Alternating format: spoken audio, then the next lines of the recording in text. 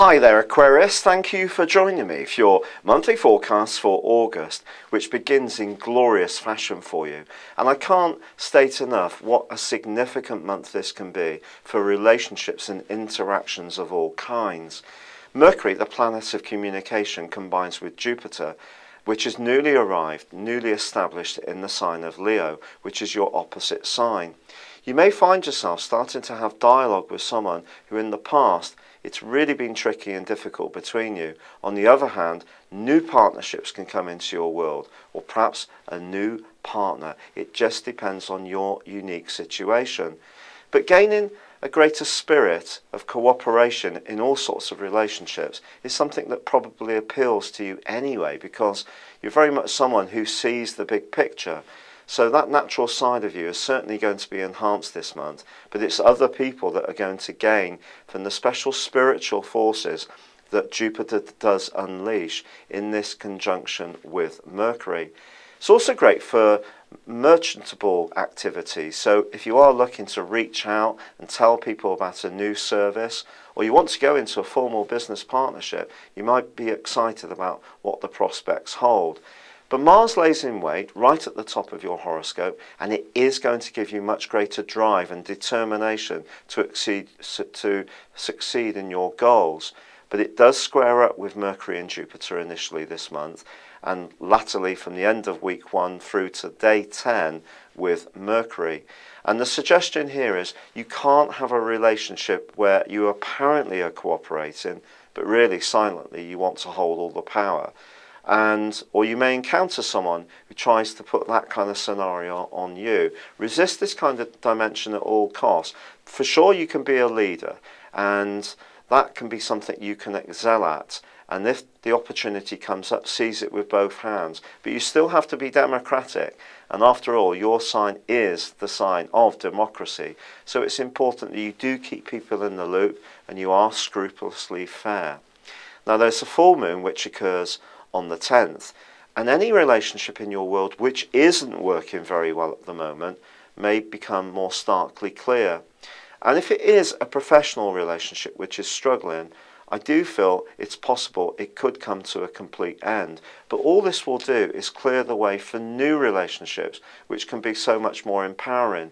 Because on the back of this full moon, your co-ruler Uranus is actually feeding into it in a very positive way. And I think there's going to be some exciting conversations. And perhaps it's a case of just stripping out the dead wood and being much more focused on the things that are really vibrant and important for you as an individual.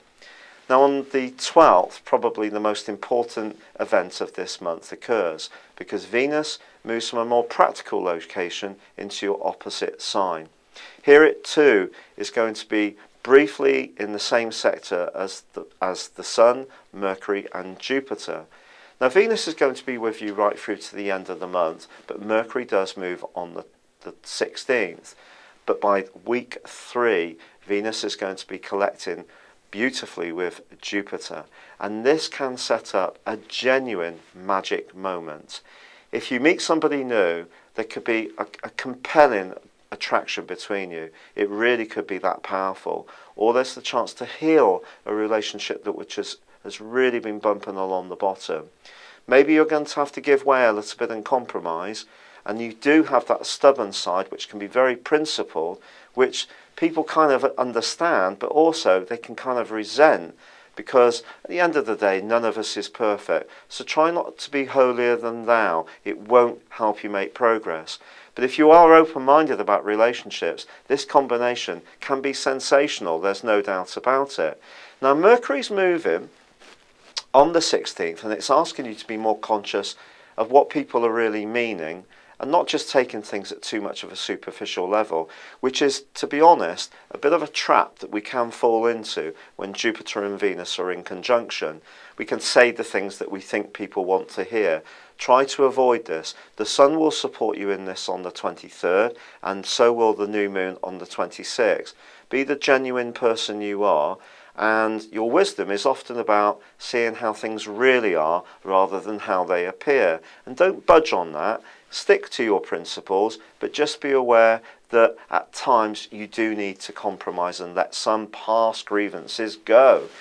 But the last 10 days of this month, Mars and Saturn combine. Now let's think about the upside of this particular aspect. It could see you work like a demon in this last 10 days of the month and towards a big goal or hope, and you could have a significant breakthrough. Something that you've wanted to achieve for a very long time could finally come to pass, and you could be really, really celebrating joyfully. On the other hand, it may just seem slog, and even more slog. But if that's the case, this aspect will reinforce your determination not to give up. It may see you getting very exasperated, even a bit bad-tempered at times, but if you want something enough, that goal is within your reach. And it could be professional, but equally it could be romantic this month, or in terms of a partnership which you wish to put on a better footing. So this really can be one of the most significant months you've experienced for many, many years indeed. Thank you for joining me. Good luck and goodbye for now.